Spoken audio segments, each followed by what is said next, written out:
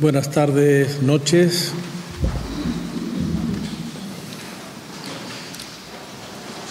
Empezamos esta tercera conferencia cuaresmal en el año 2018, centrada en el texto de San Juan que tenéis en ese díptico que se os ha entregado, el capítulo 15, versículos del 1 al 15.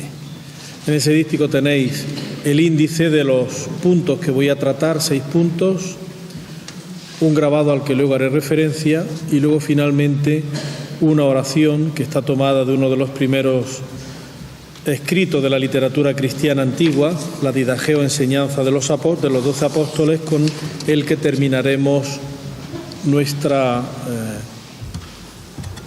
tercera conferencia. Le pedimos al Espíritu Santo que nos ilumine y que nos ayude a profundizar en el texto de la palabra de Dios que vamos a glosar. En el nombre del Padre, del Hijo y del Espíritu Santo. Ven, Espíritu Santo, derrama tu gracia sobre los corazones de tus fieles y enciende en ellos el fuego de tu amor. Envía tu Espíritu y serán creados. Oh Dios, que has iluminado los corazones de tus fieles con la luz del Espíritu Santo, concédenos saber lo que te agrada y cumplirlo rectamente. Por Jesucristo nuestro Señor. Como saben, el hilo conductor de las conferencias de esta Cuaresma 2018 es la comunión, una realidad que afecta profundamente a nuestro ser como Iglesia. El primer día don Enrique Cabezudo estuvo analizando, sobre todo a partir de los textos de San Pablo, cómo se vivía la comunión en aquella primera comunidad cristiana, sobre todo en Corinto, también con la referencia a la primera comunidad de Jerusalén. Ayer don Manuel Carmona nos habló de la Cuaresma como un tiempo para vivir la comunión y yo hoy voy a glosar ese texto del capítulo 15 de San Juan, los versículos del 1 al 11, donde Jesús toma como imagen la vid y los sarmientos para expresar esa íntima unión, esa comunión profunda de vida que debemos de tener con Él y entre nosotros. En camino de comunión con nuestra Iglesia particular. Como ya he dicho, este curso pastoral 2017-2018, nuestro plan diocesano de pastoral se centra en la comunión. La comunión es básica, es, podríamos decir, el requisito fundamental, el cimiento en el que la acción evangelizadora, la celebración de la fe y también, evidentemente, el ejercicio de la caridad se tienen que fundamentar y se tienen que cimentar para que puedan tener resultados que respondan a lo que Dios nos está pidiendo como cristianos en este tiempo concreto de gracia. En la carta pastoral que el señor obispo ha dirigido a todos los miembros de esta iglesia particular de Jaén y que lleva por título El sueño misionero está en salida y lo compartimos, don Amadeo nos instaba a que trabajásemos en comunión, cito textualmente, con un estilo sinodal, pues ello pertenece a la lógica pastoral de la misión de la Iglesia. Y continuaba afirmando, el olor de comunión es el característico del apóstol. El obispo es principio y fundamento de la unidad en la Iglesia particular. Está llamado a promoverla entre las personas, las instituciones y los programas con los que se teje la identidad de una diócesis con alma y rostro, como me consta que es la nuestra. Tenemos que cultivar una espiritualidad de comunión, siempre naturalmente en tensión misionera. En nuestro corazón y en nuestro lenguaje todo ha de expresarse desde la comunión entre nosotros. Por lo tanto, la comunión es una tarea eclesial continua, pero de mayor calado, si cabe, para la Iglesia que hace su singladura apostólica en este tercer milenio de la fe cristiana. Así lo recordaba San Juan Pablo II en un bellísimo documento que es la Carta Apostólica Novo Milenio Ineunte, que él regaló a la Iglesia al final del jubileo de la Encarnación el año 2000. Era como un gran proyecto pastoral para la Iglesia del tercer milenio. Y en ese texto, que realmente es claro y sencillo y altamente bello, aquel recordado y querido Papa nos decía que la Iglesia tiene que ser en el tercer milenio casa y escuela de comunión.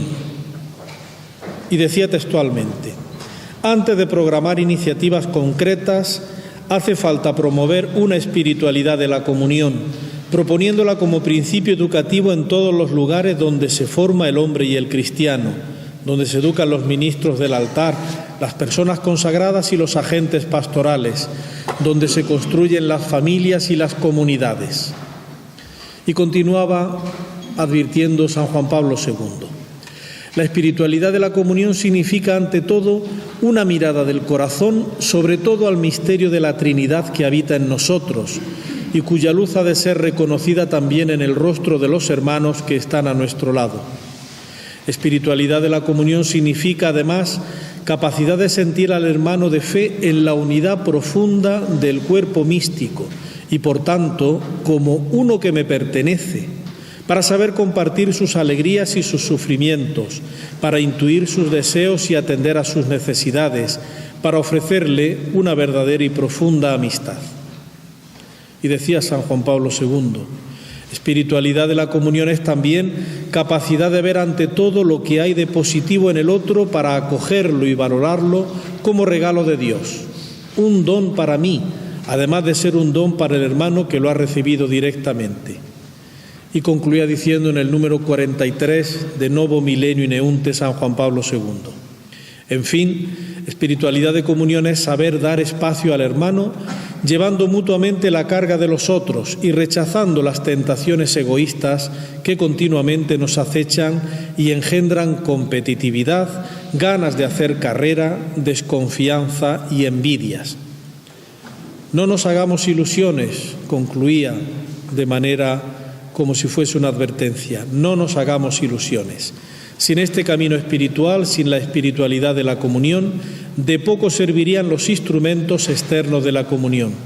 Se convertirían en medios sin alma, máscaras de comunión, más que sus modos de expresión y de crecimiento. Por lo tanto, vamos a ver cómo en este camino que la Iglesia universal a partir del año 2000 con las indicaciones de San Juan Pablo II y nuestra Iglesia particular de Jaén inicia de vivir la comunión, de ahondar en ese misterio profundo de la comunión, vamos a ver cómo Jesús en un momento determinado, muy preciso de su vida, un momento podríamos decir casi cumbre, en la última cena, nos deja, se lo deja a sus discípulos y nos deja a nosotros esa invitación a vivir permanecidos en Él, a vivir injertados totalmente para estar en comunión con Él y estar en comunión entre nosotros. Por eso el texto de la vid y los sarmientos, Juan 15, versículos del 1 al 11, es un texto que nos ayuda en esta Cuaresma 2018 a profundizar y a fomentar la comunión con Dios y entre nosotros. El contexto de la parábola de la vid y de los sarmientos que Jesús aplica a él y a sus discípulos es un contexto muy revelador. No es otro sino el de la última cena. Después de lavar los pies a sus discípulos, estamos en el Evangelio de San Juan, ya sabes que San Juan no ofrece el texto de la institución de la Eucaristía con las palabras de la consagración, eso lo ofrecen los Evangelios sinópticos, Mateo, Marcos y Lucas. San Juan sustituye, habla más de la Eucaristía en el capítulo 6, en el discurso del pan de vida. En la última cena se centra en dos realidades, que es el lavatorio de los pies, que él deja como signo del espíritu de servicio que tienen que tener sus discípulos, y luego el discurso a los discípulos y la oración sacerdotal, que son los capítulos 15 al 17. Después de la última cena, como digo, Jesús pronuncia lo que podemos llamar su discurso de despedida. Y ante la perspectiva de la separación física entre él y sus seguidores, les habla de cómo pueden seguir manteniendo la comunión, la unión con él. Y recurre a una imagen a la que sus discípulos estaban perfectamente acostumbrados, puesto que se trata de una imagen muy enraizada en la Sagrada Escritura, que tiene unos precedentes en el Antiguo Testamento muy ricos. La imagen de la viña, de la vid, se usa en la Biblia de muchas maneras y con significados diversos. De modo particular sirve para expresar el misterio del pueblo de Dios. La viña es Israel. La viña, luego veremos cómo dice el Concilio Vaticano II, es la Iglesia de Jesucristo.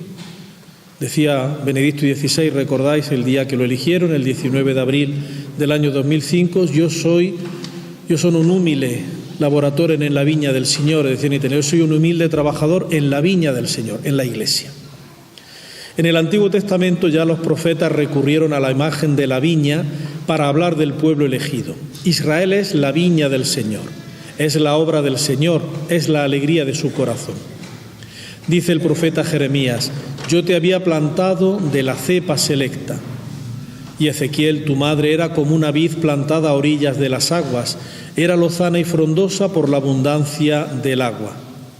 Isaías también en el capítulo 5 afirma, una viña tenía el canto tan hermoso de la viña, una viña tenía mi amado en una fértil colina, la cavó, le quitó las piedras y la plantó de cepas exquisitas. Es una historia de desamor en Isaías. ¿Qué puede hacer más mi amigo por su viña? Pero ya visteis, en vez de dar uvas, dio agrazones. La infidelidad del pueblo de Israel. En otros textos de los Evangelios, ya en el Nuevo Testamento, el mismo Jesús recurre al símbolo de la viña y lo usa para revelar algunos aspectos del reino de Dios.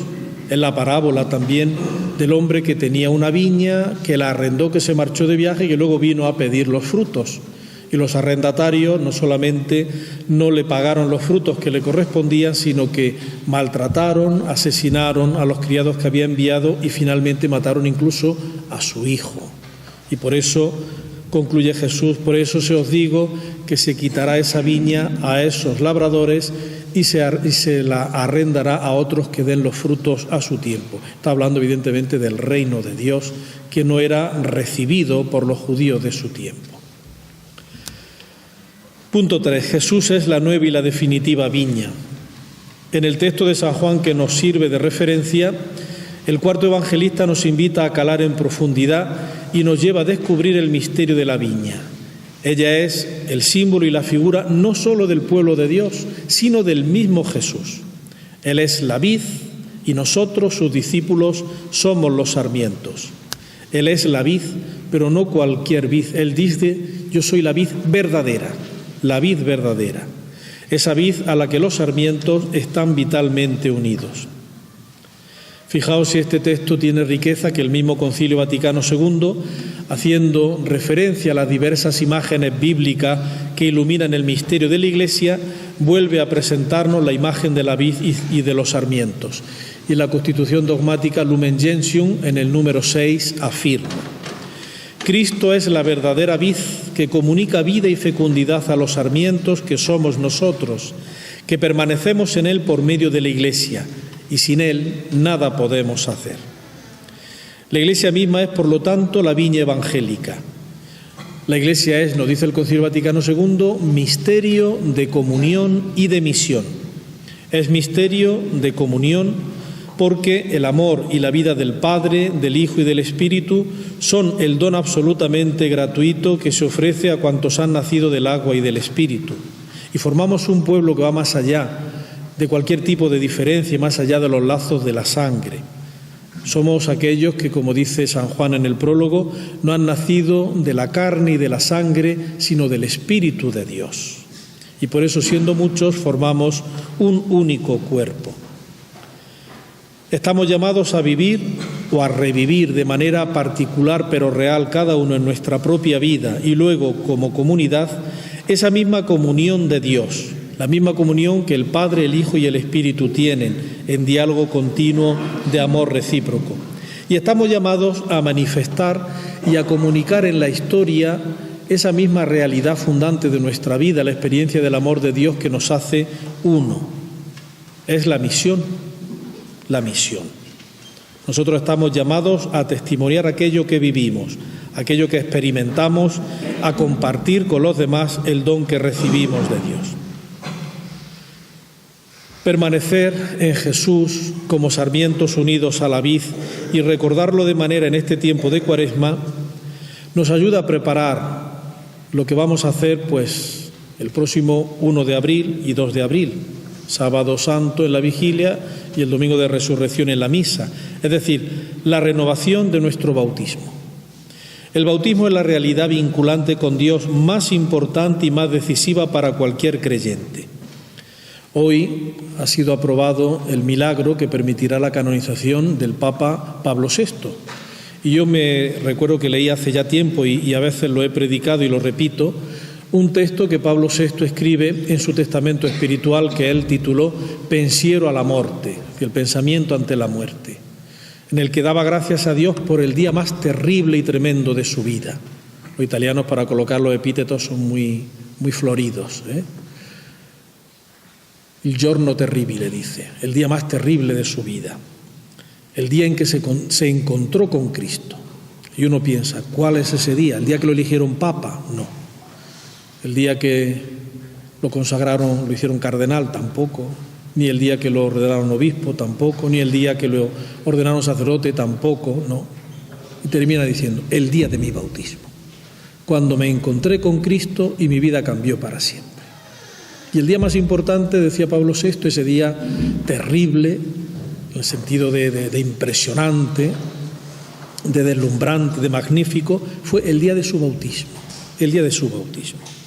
El bautismo es la realidad vinculante con Dios, más importante y más decisiva para cualquier creyente. Lo demás, si lo vemos así, es casi accidental. Lo accidental no, secundario en relación con el bautismo. El bautismo significa y produce una incorporación mística pero real al cuerpo crucificado y glorioso de Jesús. Mediante ese sacramento Jesús nos une al bautizado con su muerte para unirlo a su resurrección. Es lo que recordaremos cuando se lea la epístola en la vigilia pascual, tomada de la carta a los Romanos, el capítulo 6. Los que hemos muerto con Cristo en el bautismo, hemos resucitado con Él. Con sepulti, con resucitate, que dice el texto latino. El bautismo nos despoja de ese hombre viejo, adherido al pecado, y nos reviste del hombre nuevo. Y revestirnos del hombre nuevo significa revestirnos de Cristo. Dice San Pablo escribiendo a los Gálatas, todos los que os habéis bautizado en Cristo, os habéis revestido de Cristo. Por eso, resulta que nosotros, siendo muchos, no formamos más que un solo cuerpo en Cristo. Y es el bautismo lo que nos une precisamente a la Iglesia y nos injerta en ese vínculo vital y existencial que es la gracia de Dios que transforma toda nuestra vida. En San Pablo volvemos a encontrar el eco fiel de la enseñanza del mismo Jesús que nos ha revelado esa misteriosa unión, esa misteriosa unidad entre sus discípulos con Él y entre los discípulos entre sí. Y también San Pablo presenta esa unidad como una imagen y como una prolongación de aquella arcana comunión que une al Padre y al Hijo y el Hijo con el Padre en el vínculo amoroso del Espíritu. Es la misma unidad de la que habla Jesús con la imagen de la vid y de los sarmientos. Yo soy la vid, dice en el versículo 5 del capítulo 15 de San Juan. Yo soy la vid, vosotros los sarmientos. Es una imagen que da luz no solo para comprender la profunda intimidad de los discípulos con Jesús, sino también lo que nos interesa a nosotros como Iglesia, la comunión vital de los discípulos entre sí, entre nosotros. Porque todos somos sarmientos de la única vid. Todos somos sarmientos de esa única vid. Oigamos de nuevo las palabras de Jesús. Yo soy la vid verdadera y mi Padre es el viñador. Permaneced en mí y yo en vosotros. Con estas sencillas palabras nos es revelada la misteriosa comunión que vincula en unidad al Señor con los discípulos, a Cristo con los bautizados. Una comunión que es viva y vivificante y por la cual los cristianos ya no se pertenecen a sí mismos, sino que son propiedad de Cristo, lo mismo que los sarmientos están unidos a la vid. Nos recuerda el Papa Francisco que la vida cristiana es precisamente eso, permanecer en Jesús. Ese es el mejor resumen, decía el Papa Francisco, de la vida cristiana, permanecer en Jesús. Y Jesús, para explicarnos bien qué quiere decir esto, utiliza esa preciosa figura de la vid. Yo soy la vid verdadera y vosotros los sarmientos. Cada sarmiento que no está unido a la vid termina muriendo, no da fruto, y después lo echan fuera para hacer el fuego. Al contrario, los que son útiles se desarrollan, crecen y dan frutos. Permanecer en Jesús, dice el Papa, significa estar unido a Él para recibir la vida de Él, el amor de Él, el Espíritu Santo de Él. Por eso, sentirnos sarmientos unidos a la única vid que es Cristo, significa darnos cuenta de que la comunión que como cristianos debemos de tener unos con otros tiene como origen no un acuerdo nuestro. La Iglesia no es una asamblea autogestionaria, ni es una comunidad de vecinos, es eclesía, eckaleo significa convocada, la asamblea convocada ¿por quién? ¿Por nosotros? No, convocada por el Señor, que es el que nos enraiza en Él y que tenemos en nuestra comunión como modelo, fuente y meta la misma comunión que tiene la Trinidad Santa en su seno. Jesús continúa diciendo: yo soy la vid y vosotros los sarmientos. La comunión entre nosotros nace de nuestra comunión con Cristo. En tanto en cuanto estemos más unidos a Cristo, estaremos más unidos entre nosotros. Descubriremos que todos somos sarmientos de la única vid que es el Señor Jesús. Por eso Cristo nos indica que esa comunión fraterna es el reflejo maravilloso y misterioso de la participación en la vida íntima de amor del Padre, del Hijo y del Espíritu Santo. Es lo que Jesús pide justamente en el capítulo 17, después de este discurso, en la llamada oración sacerdotal al Padre, también en la misma noche del Jueves Santo. Que todos sean uno, como tú, Padre, en mí y yo en ti, que ellos también sean uno en nosotros, para que el mundo crea que tú me has enviado. La credibilidad de la Iglesia depende en gran parte, siempre, pero más en nuestro tiempo, la credibilidad de la Iglesia depende en gran parte de que entre nosotros haya una verdadera y auténtica comunión, que no significa uniformidad, Hace unos días, el 20-21 de febrero tuvimos las jornadas de archiveros en Madrid y hubo un profesor de la Universidad Autónoma, catedrático de Economía, explicándonos la transparencia, la ley de transparencia. Y luego hablando yo con él, pues me decía: me ha servido pues el firmar un convenio con la Conferencia Episcopal y conocer un poco la Iglesia de España para darme cuenta lo equivocado que tenía, la idea tan equivocada que tenía de la Iglesia. Y yo, viendo por dónde iba, digo: usted pensaba que la Iglesia era un ejército prusiano, ¿no? Y decía: pues más o menos, sí. Digo: pues no es un ejército prusiano, es a veces hasta un bello desorden pero bello. La catolicidad no es ni mucho menos una cuadrícula en el que todos tenemos que estar metidos. Nadie pierde su especificidad, pero siempre es más lo que nos une, que es el Señor, que aquello que nos puede separar, que son nuestro modo de pensar, pues nuestra psicología, nuestra educación, el momento histórico en el que vivimos. Cuando primamos eso, lo individual, sufre la comunión y sufre el crédito, la credibilidad de la Iglesia. Que todos formemos una unidad dentro de la gran variedad que es un don y que es un regalo de Dios, puesto que nos enriquecemos unos a otros. El otro es un regalo, decía San Juan Pablo II en el texto que he leído al principio. De ahí depende el que realmente nos presentemos con una palabra creíble en el mundo de hoy. En su viaje, el último viaje que realizó el Papa Benedicto XVI a Alemania, de los 3 que hizo en el año 2011, precisamente recordaba en Berlín que en la parábola de la vid Jesús no dice: vosotros sois la vid, sino yo soy la vid, vosotros los sarmientos. Y esto significa que así como los sarmientos están unidos a la vid, de igual modo nosotros le pertenecemos. Pero perteneciéndole a Jesús, nos pertenecemos también unos a otros. Y ese pertenecerse uno al otro y pertenecerle a Jesús no entraña un tipo cualquiera de relación teórica, imaginaria, simbólica, sino casi, me atrevería a decir, decía Benedicto XVI, un pertenecer a Jesús en sentido biológico, plenamente vital. La Iglesia es esa comunidad de vida con Cristo y de uno para con el otro, que está fundada en el bautismo y se profundiza cada vez más en la Eucaristía. Yo soy la vid verdadera, pero eso significa en realidad: yo soy vosotros y vosotros soy yo.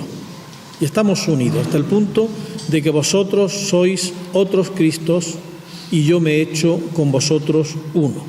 Una identificación absolutamente inaudita del Señor con nosotros, con su Iglesia.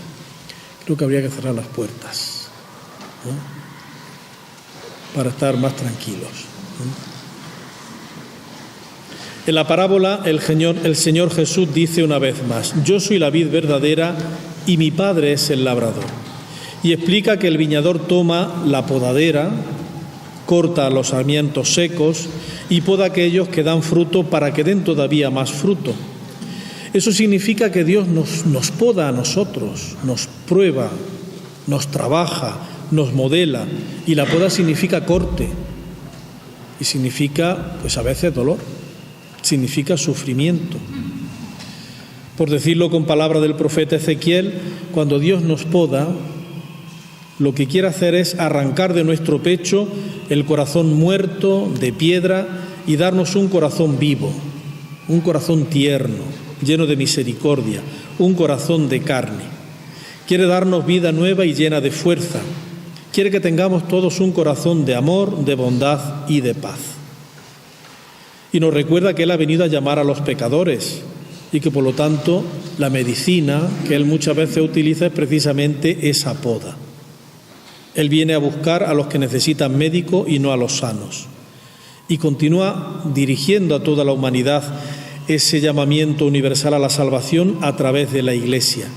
La Iglesia que sirve como cauce para encontrarnos con Jesús y en la que tenemos ese reto constante de descubrir nuestro vínculo común con el Señor y entre nosotros, que nos lanza a la gran misión evangelizadora que el Señor ha confiado a sus discípulos. Por eso, el texto que estamos meditando nos ayuda a mirar también de otra manera a esa institución a la que pertenecemos, a esa institución a la que a veces nos cuesta llamar madre, la Santa Madre Iglesia. Madre, sí. Santa también. Santa Madre Iglesia. Santa Madre Iglesia, que me ha regenerado por el bautismo, que me ofrece la gracia de Dios y la vida de Dios en los sacramentos, que me alimenta con la palabra de Dios, que me hace sentir católico, es decir, universal, sin fronteras, sin limitaciones. Cuando nos empeñamos en levantar muros y separaciones lingüísticas, culturales, ideológicas, formamos una gran unidad, una gran familia. Ya no hay, decía San Pablo escribiendo a los Gálatas, ni judíos, ni griegos, ni esclavos, ni libres, ni hombre, ni mujer, sino nueva criatura en Cristo Jesús. Nosotros tenemos que profundizar en nuestro ser Iglesia. No podemos hacer como algunos que miran a la Iglesia quedándose en su apariencia exterior, porque al final, si nos quedamos solamente en eso, la Iglesia, que es, pues, sencillamente una organización más, para algunos obsoleta, porque no tiene mecanismos democráticos. No tiene mecanismos democráticos. Es cierto que en la Iglesia, que es santa por su fundador y por su naturaleza, vivimos, por decirlo con el texto evangélico, peces buenos y malos, y crece la cizaña junto con el trigo. Hay mucho trigo bueno, también hay cizaña. Y solamente podemos esperar al final de los tiempos para que los ángeles, por decirlo con las palabras de Jesús, puedan separar el grano bueno de aquello que es simplemente cizaña. Pero no podemos solamente fijarnos en las cosas negativas, puesto que ya entonces no se nos revela ese misterio grande y bello que es la Iglesia de Jesucristo. Por eso, sabernos sarmientos injertados en la vid de Cristo, sabernos Iglesia del Señor, es una realidad que tiene que llenarnos de alegría. Si nos sentimos insatisfechos de ser Iglesia, si nos sentimos desencantados de ser Iglesia, a veces también dejando nosotros contaminar por ideas superficiales y erróneas de lo que es la Iglesia y que los medios de comunicación van difundiendo, entonces nuestra vida no es una vida alegre. Nadie puede vivir en una familia en la que se siente a disgusto, ni puede crecer en comunión con el resto de los miembros de esa familia. Podemos decir, le doy gracias al Señor porque me ha llamado a formar parte de la Iglesia, a ser piedra viva de la Iglesia. alimentarme de esa savia vital que es la gracia de Dios, gracias a la Iglesia, que tiene que soportarme con mis pecados y mis limitaciones, lo mismo que, pues, yo también tengo que soportar a veces realidades de la Iglesia que no me gustan. Pero la solución es ser más santos, no es quedarnos únicamente en lo negativo. Por eso, punto 4, tenemos que permanecer enraizados en Jesús. Volvamos al texto del Evangelio que estamos analizando. Jesús prosigue diciendo: permaneced en mí y yo en vosotros. Como el sarmiento no puede dar fruto por sí si no permanece en la vid, así tampoco vosotros si no permanecéis en mí. Porque sin mí, o separados de mí podría traducirse, no podéis hacer nada. Nos recuerda, comentando este texto, el Papa Francisco en una homilía que tuvo en la parroquia de Santa Mónica de la localidad de Ostia, que es el puerto de Roma. Nos recuerda el Papa Francisco que Jesús siempre tiene cuidado de nosotros. El problema es que nosotros nos cansamos y no permanecemos en Jesús. No permanecemos como permanecen injertados los sarmientos en la vid. Entonces es cuando el Señor viene, nos poda un poco para que podamos dar más fruto y descubramos que tenemos que permanecer en Él, porque solamente permaneciendo en Él podemos recibir la vida que Él solo nos puede dar. Y nos da el perdón, nos da el don de la oración, de comunicarnos, de hablar con Él, y luego nos da los sacramentos, y en los sacramentos su vida. Decía el Papa Francisco, permanecer en Jesús es lo más difícil, porque significa hacer lo que Jesús ha hecho, tener su misma actitud, y eso es muy difícil. Podemos hacerlo en un momento determinado, en un periodo corto, pero que toda nuestra vida, hasta los aspectos más sencillos, más cotidianos y más banales, estén penetrados y estén transformados por ese pensar como pensó Jesús, hablar como habló Jesús y actuar como actuó Jesús, es muy difícil. Es muy difícil porque el maligno siempre intentará ponernos la zancadilla y apartarnos del camino de la comunión con el Señor y entre nosotros como sarmiento de la única vid.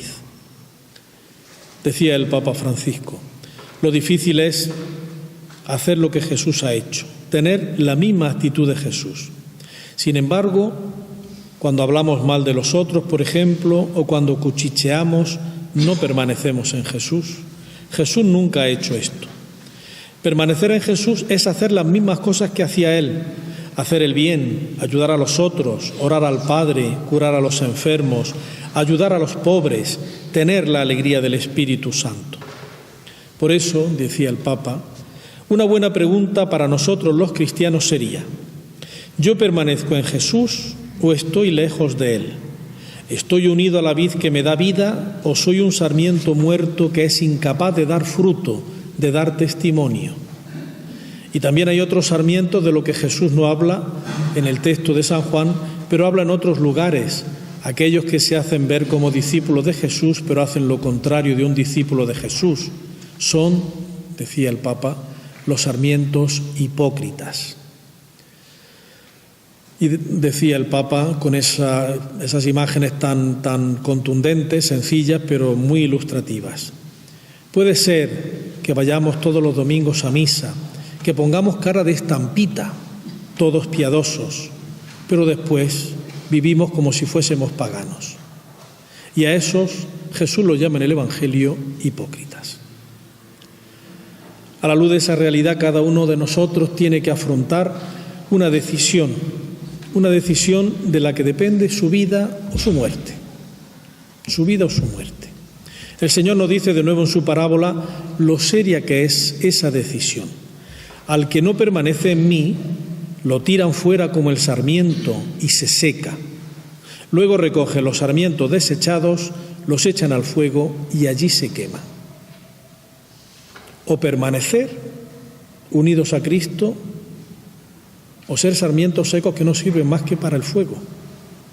Comentando precisamente estos versículos, escribía San Agustín: el sarmiento ha de estar en uno de estos dos lugares, en la vid o en el fuego. Si no está en la vid, estará en el fuego. Permaneced, pues, en la vid para libraros del fuego. O estamos realmente injertados en Cristo, unidos a Él, o no servimos absolutamente de cara al reino para nada. La opción que nos plantea el Señor en este texto nos hace comprender de forma muy clara ese significado fundamental que es nuestra decisión de enraizarnos en el Señor o, por el contrario, de vivir de manera autónoma pero sin la savia de la gracia divina. La imagen de la vid es un signo de esperanza y de confianza. Injertados en la vid tenemos vida. Injertados en Cristo podemos vencer a nuestra propia muerte, porque encarnándose Cristo mismo ha venido a este mundo para ser nuestro fundamento y para que toda nuestra vida, incluso lo más negativo, tenga sentido y Él cargue con nuestro pecado, con nuestro miedo, con nuestro sufrimiento, y así nos purifique y nos transforme paulatinamente de manera misteriosa en sarmientos buenos que dan buenas uvas, que dan y producen buen vino. Por eso, en esos momentos de necesidad, en esos momentos de prueba en que nos sentimos aplastados como una prensa, como los racimos de las uvas que son exprimidos completamente, tenemos que recordar una imagen muy hermosa que es esta, que es un tema muy recurrente en la historia del arte. Es lo que se llama el lagar místico, el lagar místico.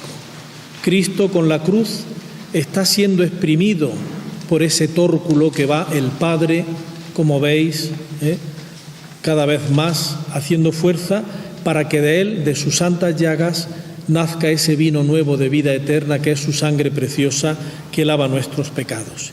Y si veis precisamente en ese tonel en el que Cristo está pues como metido, veis que hay ramos, veis que hay racimos de uva. Es decir, lo mismo que Cristo está siendo exprimido en ese plan de salvación que pasa por la cruz para dar el fruto nuevo de su sangre preciosa, nosotros que somos los sarmientos que producimos también los racimos, estamos llamados a participar de esa misma dinámica y a hacer que con nuestro exprimirse o exprimirnos a través del sufrimiento, de las pruebas, a través de la tristeza, a través de los contratiempos, podamos dar lo mismo que Jesús lo dio, ese fruto de vida. Porque la vida cristiana es un asimilarnos constantemente al misterio pascual de Cristo. Y para vivir y participar de su resurrección tenemos que también nosotros dejarnos aplastar, podríamos decir entre comillas, por el peso de la cruz. Sabemos que aunque tengamos que pasar también por el lagar para ser exprimidos, por las dificultades de la vida, por el sufrimiento moral o por el sufrimiento físico, si estamos unidos a Cristo, daremos vino de solera, produciremos vino de solera. Porque Dios sabe transformar en amor incluso las cosas más difíciles y agobiantes de nuestra vida. Pero lo importante es que permanezcamos en la vid, que permanezcamos en Cristo. En el texto de los 11 primeros versículos del capítulo 15 de San Juan, el discípulo amado utiliza 10 veces ese concepto, permanecer, permanecer. Ese permanecer en Cristo caracteriza todo su discurso. ¿Cómo vivir en nuestro tiempo ese permanecer en Cristo? Vemos cómo el tiempo que nos ha tocado vivir está caracterizado por las inquietudes y por la indiferencia. Hay mucha gente que pierde el rumbo, que no tiene fundamento en su vida, que busca felicidad y plenitud a veces en expresiones en experiencias de vértigo que terminan volviéndose, que son nocivas, tóxicas, como se dice ahora, se repite mucho. Pensemos en la droga, en el alcohol y en la banalización del placer y del sexo, en tantas cosas.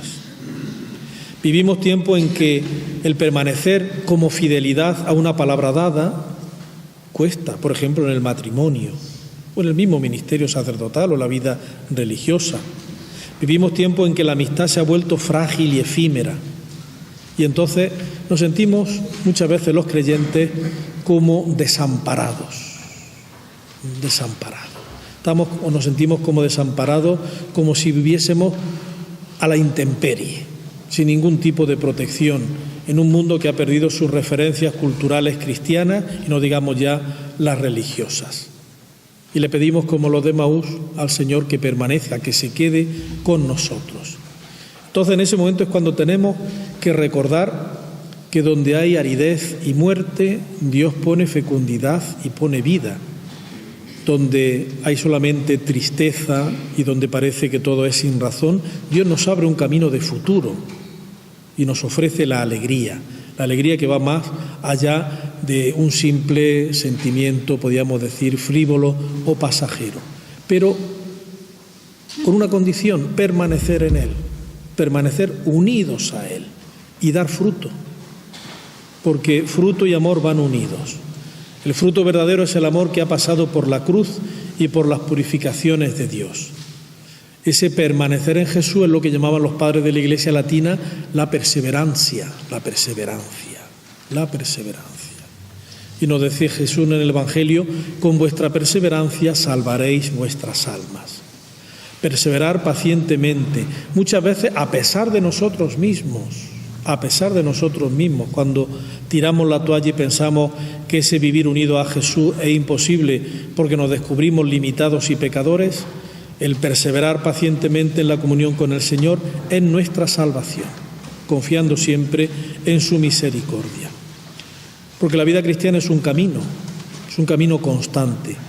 Es muy fácil, pues, vivir nuestra fe de una manera ilusionada en un momento determinado, en un periodo determinado, cuando las cosas nos van bien, pero luego viene el desierto,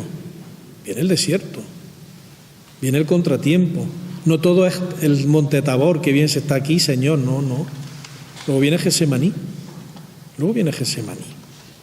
Y entonces cuando hay que perseverar también. Velad y orad, le dice el Señor a los apóstoles, a Pedro, a Santiago y a Juan en Getsemaní: velad y orad para no caer en la tentación, perseverad. La misma actitud que está haciendo Jesús, que es precisamente velar y orar. En la parábola del sembrador nos dice Jesús que una parte cae al borde del camino, pero no tiene, germina enseguida, pero no tiene raíces. Y enseguida, con el bochorno del día, viene, se seca la raíz y no da fruto. O bien, también dice, cuando llega una persecución por el reino, pues entonces esa raíz que tenía que dar fruto no da fruto. Permanecer en Jesús significa permanecer unido a Él, no solamente en el romanticismo glamuroso, podríamos decir, de la primera hora, no, sino en el sí profundo, en el no se cumpla tu voluntad, mi voluntad, sino la tuya, de Getsemaní. Y solamente así es como se puede dar un buen fruto. Permanecer en Cristo significa, como ya hemos afirmado, permanecer también en la Iglesia, en esa comunidad en la que Él nos sostiene y en la que unos a otros nos sostenemos recíprocamente. En la Iglesia, juntos, fomentando la comunión, podemos resistir las tempestades y ofrecernos protección unos a otros. Decía Benedicto XVI en la homilía de inauguración de su pontificado: el creyente nunca está solo, ni cuando nace, ni cuando vive, ni cuando muere. Los creyentes nunca estamos solos. Incluso, decía San Cipriano de Cartago comentando el Padre Nuestro, aunque un creyente, un cristiano, esté solo, nunca dice Padre mío al rezar la oración del Señor, dice siempre Padre Nuestro. Por eso tenemos que profundizar en nuestra vocación eclesial, descubriendo que solamente desde el fomento de nuestra comunión como miembros vivos del cuerpo místico de Cristo podemos realmente ofertar al mundo el único producto que garantiza la felicidad plena, que no es otro sino el Evangelio de Jesús. Se repite mucho que la Iglesia y los creyentes tenemos el mejor producto pero muy mal marketing. El mejor producto pero muy mal marketing. No sabemos vender. Bueno, a veces no sabemos vender porque el mundo no quiere comprar, o por lo menos no quiere comprar, entre comillas, el producto que nosotros ofrecemos. Pero es cierto que, como ya he dicho, es necesario recuperar esa credibilidad de nuestro vivir unidos para la salvación del mundo, para ofrecer a los demás ese testimonio de coherencia y de credibilidad que nos lleve a descubrir que lo mismo que el Padre y Jesús son uno, también nosotros vivimos unidos entre nosotros y con el Señor. Solamente, punto quinto, viviendo en comunión podemos dar fruto. Volvamos a la imagen bíblica de la vid y de los sarmientos. Esa imagen nos introduce de modo inmediato y natural en la consideración de la fecundidad y de la vida. Enraizados y vivificados por la vid, nosotros los sarmientos estamos llamados a dar fruto. Yo soy la vid, vosotros los sarmientos. El que permanece en mí y yo en él, ese da fruto abundante. Dar fruto es una exigencia de la vida cristiana y eclesial. El que no da fruto no permanece en la comunión. Dice Jesús, todo sarmiento que en mí no da fruto, mi Padre lo corta. La comunión con Jesús, de la que se deriva la comunión de los cristianos entre sí, es la condición absoluta e imprescindible para dar fruto. Porque sin mí, dice Jesús, no podéis hacer nada. Por eso tenemos que descubrir cómo desde nuestra comunión y enraizamiento profundo con el Señor es de donde podemos buscar realmente el fruto que podemos dar con nuestro apostolado. Una de las grandes tentaciones que tiene la Iglesia en el tercer milenio es el concebirse como una empresa que a final de año tiene que dar dividendos. Tiene que dar dividendos. Entonces, pues, ha crecido el número de católicos, hay más seminaristas, se han ordenado más sacerdotes, hay más vocaciones. Nos poníamos el año pasado que la prensa estuvo dando la vara porque Jaén era la única provincia de España donde había más matrimonios canónicos que civiles. Aunque eso había una variante estadísticas que aumentarían todavía más el número, la proporción de número de matrimonios canónicos. Y entonces estamos tentados nosotros de creer que la Iglesia la hacemos nosotros y que disponiendo de medios, de periódicos, de cadena de televisión, de cadena de radio, de emisoras de radio, pues podemos convertir al mundo y salvarlo. Y no nos convertimos ni nosotros mismos, cada uno. Imaginad. La única fecundidad apostólica nos viene del Señor, de nuestra unión con el Señor. De nuestra unión con el Señor. No depende de una eficacia mundana, de una eficacia que se barema.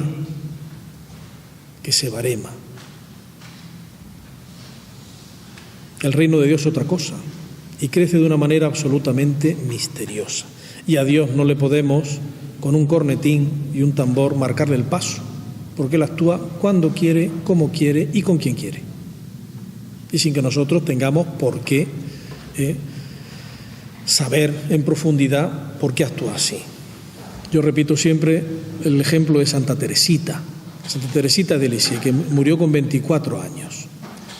¿Habría monjas que habían hecho más oración y más penitencia y más sacrificio en el convento? Seguro, mayores, con más años de consagración religiosa. Sin embargo, pues Dios quiso darle a ella la gracia que le dio. Le quiso dar a ella la gracia que le dio. ¿Por qué? Para que edificara la Iglesia. La otra hermana no edificarían la Iglesia también de las que no sabemos los nombres, con su entrega, con su oración, con sus vigilias, con su penitencia. Pues sí, pero eso solamente lo conoce Dios. Eso no tiene que divulgarse ni pregonarse. No tiene que salir en los telediarios, en los noticiarios de cada día. La fecundidad de nuestro compromiso, de nuestro trabajo, no depende de los medios hay que utilizarlos, pero sabemos que todo depende del Señor. San Ignacio de Loyola decía, haz todo como si dependiera de ti, pero sabiendo que realmente de quien depende es de Dios. No, eso no significa también que tengamos que cruzarnos de brazos, pero tenemos que descubrir que solamente desde esa comunión íntima, desde esa amistad real con Jesús, podemos trabajar sabiendo que Él es el que siembra, que Él es el que riega, que Él es el que hace crecer y que Él es el que hace posible que nosotros demos fruto. Pero es Él es el importante. La comunión y la misión, nos recuerda el Concilio Vaticano II, están profundamente unidas, se compenetran mutuamente. La Iglesia es comunión, es misterio de comunión y de misión. Y por eso, en la actividad misionera de la Iglesia, solamente de esa comunión profunda con Cristo, la Iglesia puede ser signo e instrumento eficaz de la salvación de Dios. Nuestra vitalidad como miembros de la Iglesia está precisamente en proporción directa a nuestra radicación en la vid que es Jesucristo.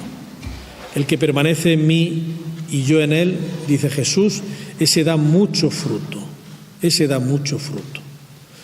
Ese texto nos interpela en nuestra libertad, sabiendo que Dios nos llama a crecer, nos llama a madurar y a dar fruto. Nosotros no podemos dejar de responder, no podemos dejar de responder a Dios. En la Iglesia todos tenemos una misión y todos tenemos una tarea. Y esa misión y esa tarea, su grandeza y su importancia no depende de que sea más conocida, menos conocida, más aplaudida, más... No. Depende de que nosotros descubramos qué es lo que Dios quiere de nosotros y lo llevemos a cabo. Aunque sea una insignificancia. Aunque sea una insignificancia. Lo que están haciendo los abuelos en esta generación donde tenemos perdidas ya varias generaciones entre los 30 y los 50 años, son matrimonios que no educan a los hijos, que a veces los bautizan porque los abuelos se lo piden, a ellos les dan lo mismo, y los abuelos no solamente los llevan al cole y los recogen del cole, los llevan a catequesis, les enseñan a rezar. Y yo estoy seguro que el Señor ese esfuerzo de nuestros abuelos tiene que bendecirlo, de manera que se salve esa transmisión de la fe, que los padres de hoy, esa generación entre los 20 y mucho y los 40, 50 años, no están llevando a cabo. Y eso es más importante pues que lo que podamos hacer, lo que puedo hacer yo. Digo, no voy a decir a nadie, no voy a poner a nadie más, ¿no? Cada uno tenemos un puesto en la Iglesia, tenemos una vocación para realizar una misión. Y de descubrirla y llevarla a cabo depende nuestra felicidad. Depende nuestra felicidad. A veces somos infelices porque queremos hacer lo que Dios no nos está pidiendo. Y queremos que la voluntad de Dios sea nuestra voluntad. Y no se corresponde. Y al final, pues, no llegamos, no alcanzamos nuestros objetivos, pero a poco que fuésemos un poco honrados descubriríamos cómo, en el fondo, es nuestro egoísmo y nuestra soberbia el que nos está inspirando esa misión que normalmente siempre es de deslumbrón y espera un aplauso, no pasa desapercibida, en la que nosotros creemos que Dios nos está llamando a edificar la Iglesia. No. Descubrir lo que Dios quiere de nosotros y llevarlo a cabo. Porque luego eso tiene un valor infinito, eso tiene un valor infinito. Y hacerlo en el mundo que nos ha tocado vivir, hacerlo en el mundo que nos ha tocado vivir. En nuestra vida no puede haber dos vidas paralelas, no puede haber dos vidas paralelas. A veces tenemos nuestra vida espiritual, nuestra vida cristiana, que se limita a veces a media hora, 3/4 de hora el domingo, la misa dominical, si acaso, y luego la vida secular, la vida en familia, en el trabajo, las relaciones sociales, en el mundo de la cultura. El sarmiento que está arraigado en la vid que es Cristo da fruto en el momento histórico y en la sociedad en la que le ha tocado vivir. No da fruto para la sacristía solamente, no, da fruto para el mundo, que es ese mundo al que, como escucharemos en el Evangelio el domingo que viene, Dios ha amado tanto que ha enviado a su Hijo para que ese mundo se salve por él. Nosotros estamos llamados a enraizarnos en Cristo y con Cristo a enraizarnos en el mundo y hacer que el reino de Cristo vaya creciendo en nuestra sociedad precisamente en todas las dimensiones de la vida. El Concilio Vaticano II ya invitaba a todos los fieles a esa unidad de vida y recordaba cómo, siendo nosotros los creyentes ciudadanos de la ciudad de la tierra, de la ciudad del mundo y de la ciudad del cielo, tenemos que esforzarnos por cumplir fielmente nuestros deberes temporales.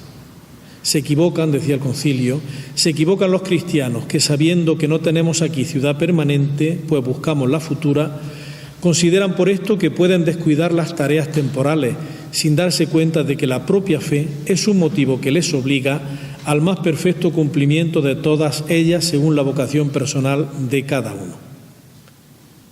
La separación, dice el concilio, entre la fe y la vida diaria de muchos debe ser considerada como uno de los más graves errores de nuestra época. La esquizofrenia espiritual. Voy a misa, pero salgo de misa y pienso, hablo y vivo como un pagano. Voy al puesto de trabajo, soy cristiano. Dejo la partida de bautismo en la puerta, trabajo y hablo con los compañeros y compañeras de trabajo como un pagano, y a la vuelta entonces ya lo cojo. Cojo la partida de bautismo otra vez y ya soy cristiano otra vez. Eso es un cáncer espiritual terrible, terrible. Dice el Concilio, uno de los más graves errores de nuestra época. Estar enraizados con Cristo nos enraiza en el mundo con una unidad de vida para ofrecer, para ser cauce de la salvación de Dios al mundo que nos ha tocado vivir, viviendo nosotros también como Iglesia. Convertirnos en el tiempo de Cuaresma, sexto y ya último punto, es crecer en la comunión con Dios y con los demás. La fuente de energía que hace crecer y madurar las uvas se halla en la vid. Es de la vid de donde reciben las uvas la vida. Sin esa estrecha conexión con ella, el fruto no puede mantenerse con vida. Es patente que el desafío está hoy en manos de los sarmientos. El problema no es de la vid, no es que Cristo haya desaparecido de nuestro mundo. Si acaso lo hemos quitado, pero Él está presente. Está presente, a veces no lo vemos, está presente. El problema no es la vid, el problema somos los sarmientos, que tenemos que convertirnos y descubrir que solamente injertados en el Señor nuestra vida puede tener sentido. Ahora se ha puesto de moda, porque han empezado a publicarse en español, las obras de una chica que murió en una cámara de gas, en un lager, en un campo de concentración alemán. Etty Hillesum era judía, pero tiene una gran profundidad espiritual en sus escritos. Han empezado a publicarse obras en español.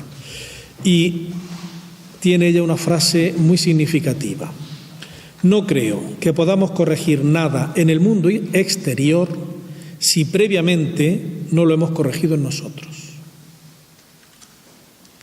No creo que podamos corregir nada en el mundo exterior si previamente no lo hemos corregido en nosotros. Yo me llama la atención, porque el tema de la reforma de la Iglesia en el siglo XVI lo estudié bastante, cuando estamos ahora en tiempo de reforma. La reforma del Papa Francisco, la reforma de la curia, la reforma de... ¿Qué vamos a cambiar? ¿Los letreros de los despachos? ¿Vamos a mover los muebles del salón? Esa es la reforma.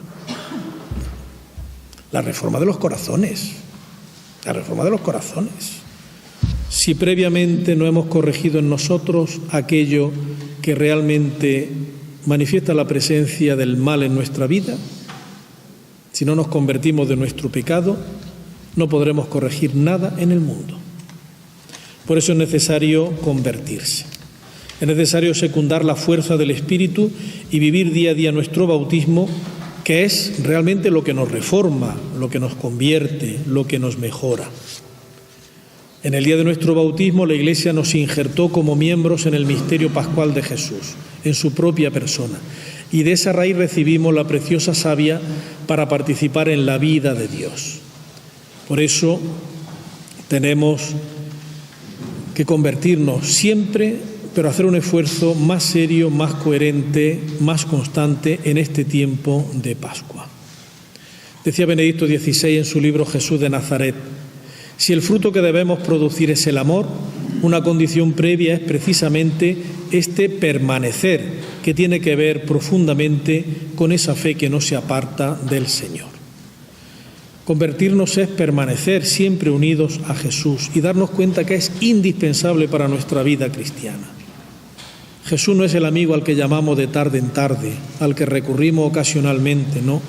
Es el amigo que da sentido a toda nuestra vida, desde que nos despertamos hasta que nos vamos a la cama.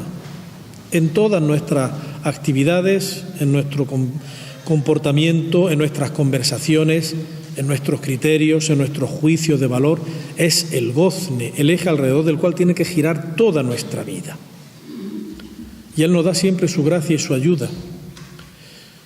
En una carta que escribió un padre del desierto, de los primeros monjes, Juan el Profeta, que vivió en el desierto de Gaza en el siglo V, en una carta un creyente le hacía la siguiente pregunta: ¿cómo es posible conjugar la libertad del hombre y el no poder hacer nada sin Dios? necesariamente injertados en Cristo. Y Juan el profeta, un monje sabio, le responde: si el hombre inclina su corazón hacia el bien y pide ayuda de Dios, recibe la fuerza necesaria para llevar a cabo su obra. Por eso, la libertad humana y el poder de Dios van juntos. Esto es posible porque el bien viene del Señor, pero se realiza gracias a los fieles. Solamente injertados en Jesús podemos ser real y auténticamente libres. Separados de Él, creeremos que somos libres, pero seremos esclavos de nuestro pecado, de nuestros vicios, de nuestra mediocridad, de nuestra limitación. En tiempos recios como los nuestros se necesitan amigos fuertes de Dios, por utilizar esa feliz expresión de Santa Teresa de Jesús. Ser amigos fuertes de Dios es estar injertados vitalmente en Cristo, hacer que la amistad con Él penetre hasta el tuétano de nuestros huesos y modele todo nuestro ser en cada uno de sus aspectos, por muy insignificantes que sean. Mi modo de pensar, mis criterios para juzgar y actuar, mis palabras, mi vida entera. Solo recibiendo la savia enriquecedora de su gracia, yo puedo tener vida y vida en abundancia.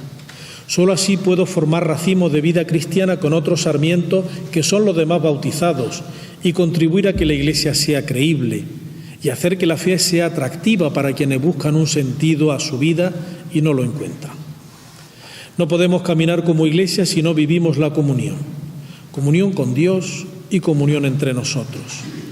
De este modo nos dejamos ganar por la unidad que siempre es más fecunda que el individualismo estéril. Uno puede ser Superman, estar capacitado, tener muchísimas cualidades, hacer muchas cosas. Si la hace él solo y es incapaz de hacerlo con los demás, de cara a la construcción del reino, eso no sirve para nada. Sirve para alimentar el ego de quien lo hace, que se crea pues que puede hacer mucho. Siempre es más positivo y más fecundo lo que hago con el otro que lo que yo pueda hacer solo, aunque aparente y humanamente pueda ser mucho.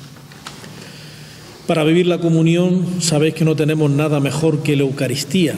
La Iglesia celebra la Eucaristía y la Eucaristía forja, hace y modela a la Iglesia, decía el cardenal de Olivac. Por ello, de la mejora de nuestra vida eucarística depende que expresemos sinceramente nuestra comunión y también que del sacrificio eucarístico tomemos fuerza para vivir en comunión con Dios y como Iglesia. Y tenemos que poner también nuestros ojos en María, la Virgen orante, la mujer creyente, que es modelo de comunión. Comunión con Cristo, puesto que, como escribió San Juan Pablo II, ningún corazón ha latido más al unísono con el de Cristo que el de su Santísima Madre, la Virgen. Y comunión con nosotros, con la Iglesia. En Caná de Galilea, sensible a las necesidades de aquellos novios. En el cenáculo, unida y perseverando en la oración con la primera comunidad cristiana de Jerusalén. Una auténtica, viva y profunda devoción mariana nos ayudará también a crecer en comunión, mirando a María, Madre de la Iglesia, Madre de la comunión. Por ello, día a día en nuestra oración, os invito a que supliquemos a la Madre de Dios que permanezcamos siempre fielmente injertos en Jesús y que toda nuestra acción tenga en él su principio, su fundamento y su realización. Porque Él es la vid y nosotros los sarmientos, y sin Él no podemos hacer nada. Y para terminar, os invito a que concluyamos esta tercera conferencia cuaresmal, que clausura ya el ciclo de la presente Cuaresma 2018, con una oración en la que le pedimos a Dios por la Iglesia, es decir, por todos nosotros. Esa oración está tomada de uno de los primeros escritos cristianos, la enseñanza de los 12 apóstoles a los pueblos, que se conoce por la primera palabra griega, la didaché, la enseñanza. Un escrito que se realizó hacia el año 100, y que no ha perdido ni un ápice de su valor. Ese escrito es una especie de regla de la comunidad y contiene la primera plegaria eucarística de la Iglesia. Entonces, de esa plegaria eucarística están tomadas estas palabras que os invito a que repitamos ahora como oración que hacemos en comunión juntos para finalizar esta conferencia. Así como este trozo estaba disperso sobre los montes y reunido se ha hecho uno, así también reúne a tu Iglesia de los confines de la tierra en tu reino, porque tuya es la gloria y el poder por los siglos, por medio de Jesucristo.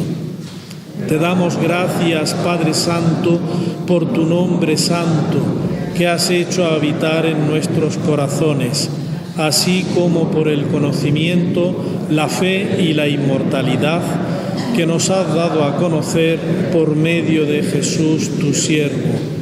A tu Señor omnipotente, has creado el universo a causa de tu nombre. Has dado a los hombres alimento y bebida para su disfrute, a fin de que te den gracias. Y además a nosotros nos has concedido la gracia de un alimento y bebida espirituales y de vida eterna por medio de tu Hijo. Acuérdate, Señor, de tu Iglesia para librarla de todo mal y hacerla perfecta en tu amor, y a ella, santificada, reúnela de los cuatro vientos en el reino tuyo que le has preparado, porque tuyo es el poder y la gloria por los siglos. Amén.